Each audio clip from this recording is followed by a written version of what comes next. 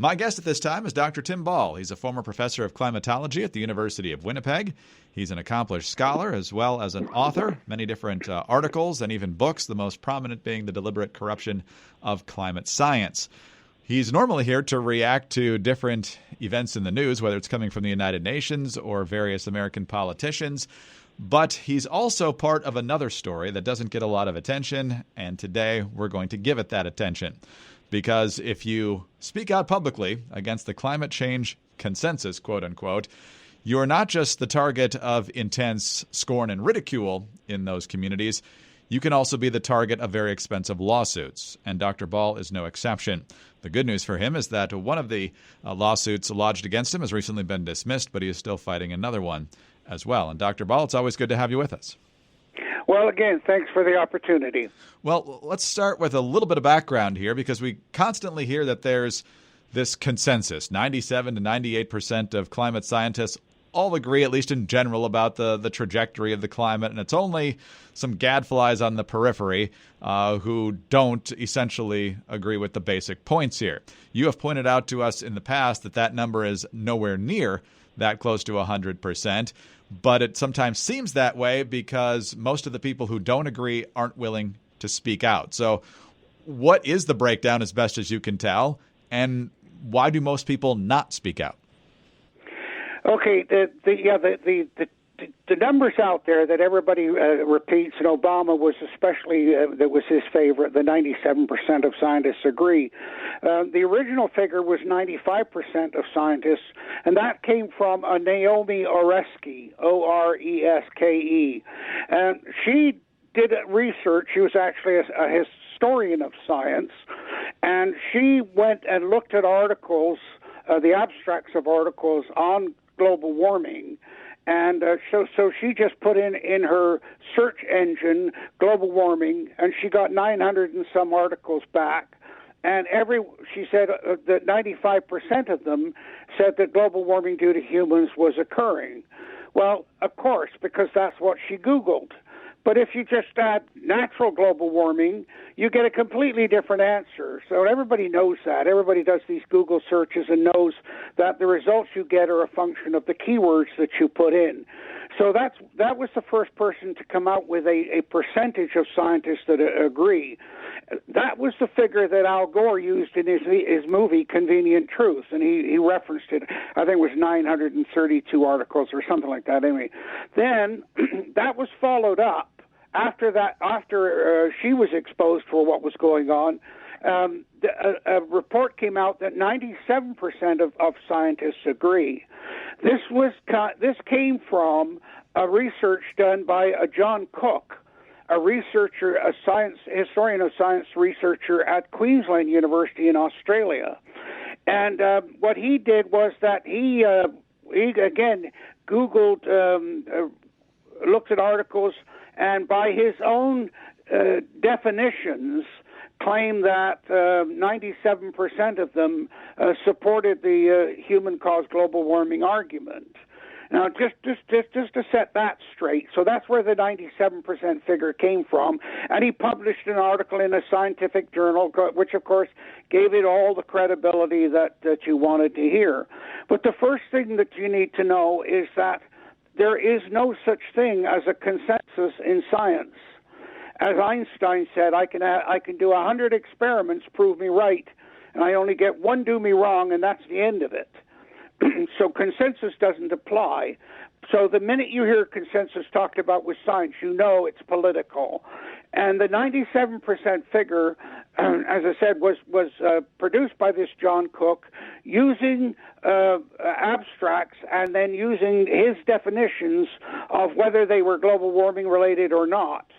Lord Monckton, who is a well-known climate scientist, took Cook's definition of global warming and climate change and looked at the same articles, and by his assessment, less than 4% of the articles were actually related to global warming due to humans.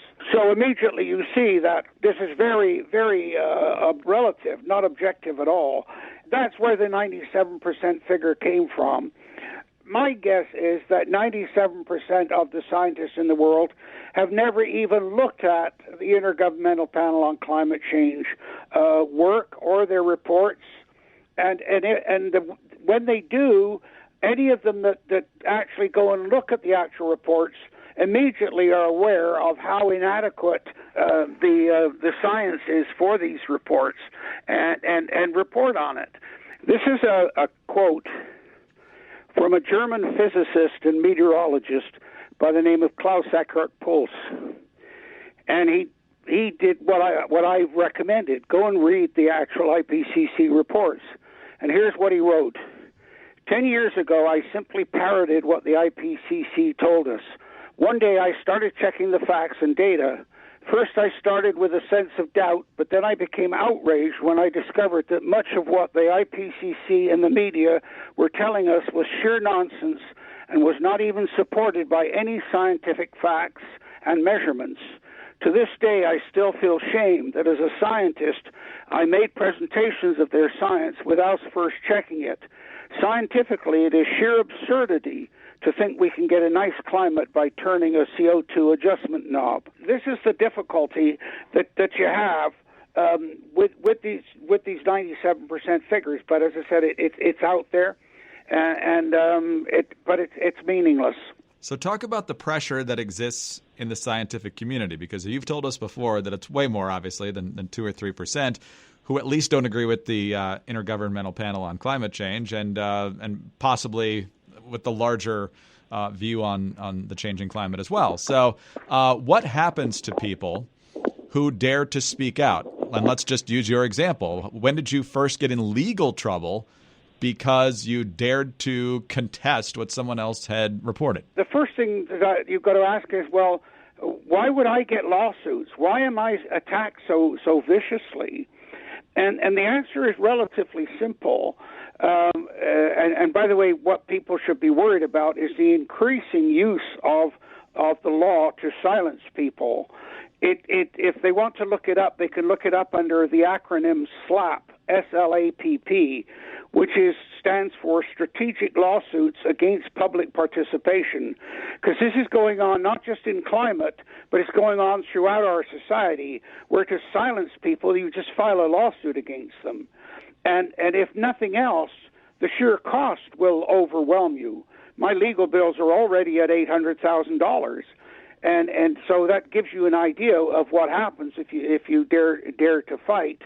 But by the way, some politicians and a few lawyers are becoming increasingly concerned about this SLAPP legislation. I mean, you see it going on in the U.S., the political level of lawsuits. And so there's anti-SLAPP legislation being produced I think it's in at least 28 of the states so far. But if you look at myself and you say, well, okay, well, why did I get picked on? Why was I identified and subjected to the lawsuits? Well, the first thing is they couldn't say I wasn't qualified. And, of course, one of the interesting things about this debate is when I go on radio or TV or anything else, always the first question is, well, how are you qualified to talk about this? And my response is, well, I've got a PhD in climatology, but, by the way, why didn't you ask Al Gore that question when you had him on the program? So nobody ever asks these people like Gore what their qualifications are to talk about these things. And so that's a measure of the bias. The other thing is that I got 3 lawsuits, all filed by one lawyer, and all filed on behalf of members of the Intergovernmental Panel on Climate Change. So, of course, I'm attacked and get the lawsuits because, one, they can't say I'm not qualified, but second, I have a God-given ability to explain complex issues in ways that the majority of people can understand. Now, as I said, that's a God-given talent, but I honed that talent by teaching a science credit for art students for 25 years at the university. So I know what people can understand and don't understand. And I know that only 20% of the population are even comfortable with talking about science, whereas 80% are bragging about not being able to deal with numbers. And so that's why the lawsuits, plus, of course, other scientists who agree with me look at me, and in fact, a lot of them tell me this. They said, we agree with you, but we're never going to say it publicly. We don't want the lawsuits. So the lawsuits against me aren't just to silence me, but they're a chilling factor for other people who would dare to speak out. And so this is what's happening. The first lawsuit that I got, I just simply looked at it and went and got the legal costs of fighting it, and the wife and I said, no, we can't afford to fight that. The second lawsuit I got, my wife and I said, no, we're not going to be legally bullied anymore. And so we went and hired a lawyer, and of course, say that it's been cost ever since. But we're fighting it. And then the second lawsuit, by the way, we won the first lawsuit. It was brought by an Andrew Weaver, Professor Andrew Weaver, who is a climate modeler and is now the leader of the Green Party here in British Columbia. So it shows his bias. And I won that lawsuit against him, and he's now appealing. We've got to be in court in December for the appeal. And then the third lawsuit was by Michael Mann, the producer of the hockey stick, and that went to court a couple of weeks ago. And the courts threw out his case, said that he had not produced any evidence to support his argument, and threw the case out. And that's where we sit today. Now, of course, he's going to appeal, and I'll have to deal with that. But that's the situation we're in now. And as I said, we're already through $800,000 in legal costs to reach that point. What is the allegation? That because you are educated and you do know what you're talking about, that somehow you're maligning them or slandering them? I mean, people disagree on policy issues all the time in the scientific community and elsewhere.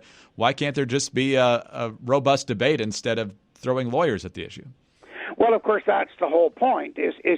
Everybody's entitled to their opinion, but what do you do if you don't like somebody's opinion and are prepared to, or think it threatens your opinion so much that it threatens your income and your money and your career and everything else?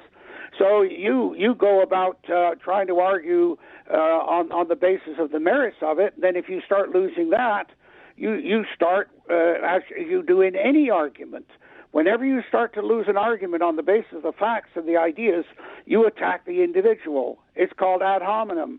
So these lawsuits against me are personal attacks against me because they're losing the scientific argument. That's the danger of me, is that as I said, I'm qualified and I can make arguments that show where they're wrong. So what do? They bring the lawsuits, and that's where we are. Dr. Ball, I'm not sure if the Canadian legal system works the same way as the American legal system in every way, but one of the things that has become pretty common, unfortunately, lately in the U.S. is that if there's a politically charged case, you can usually tell based on who appointed the federal judge, or in the case of the Supreme Court, it's usually pretty easy to tell before you even have the arguments which way the court's going to come down. So as you look at the appellate court coming up before you and so forth, how confident are you that these initial victories will hold up? Well, I think that they should hold up because they are based on such solid evidence. And then the fact that the other side produced no evidence. I mean, this is what the ruling against Michael Mann was. Look, and by the way, what this came about was it's always done as defamation cases. Okay, so I gave a presentation of the hockey stick and showed in a public presentation and showed how Michael Mann had corrupted the data, had created false data, and had rewritten climate history. That he showed that there was no temperature change for 1,000 years, which is absolute rubbish. And so I made that case and presented it in that way. He hasn't done anything to refute that, so what the court said was, look, Dr. Ball presents all this evidence. You don't provide any evidence to contradict it, and therefore your case is meaningless. So what the court was actually saying was that one side of the science was correct and the other side was wrong. Mann is not accepting that. He's saying, no, I didn't have to produce the evidence, and of course the courts won't accept that. So that's where we're at. I don't know how much further it will go. All I can do is just keep pushing ahead and presenting the evidence and then letting people make up their own minds, which is what I think should happen. Last question. How many folks who generally agree with you in this debate don't talk because they don't want to go through what you're going through?